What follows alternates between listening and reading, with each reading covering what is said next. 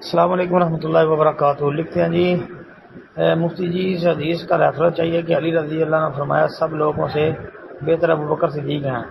اب بھائی صحیح لکھا کریں یار، اور مفتی نہ لکھا کریں۔ اچھا جی، ہاں جی، یہ آپ روایت ابن ماجہ سے نکال لیں نا، سنن ابن ماجہ کے اندر 106 نمبر حدیث ہے، سند صحیح انشاءاللہ۔ اس میں خیر الناس بعد رسول اللہ صلی اللہ علیہ وسلم ابو بکر و خیر الناس بعد ابی بکر عمر۔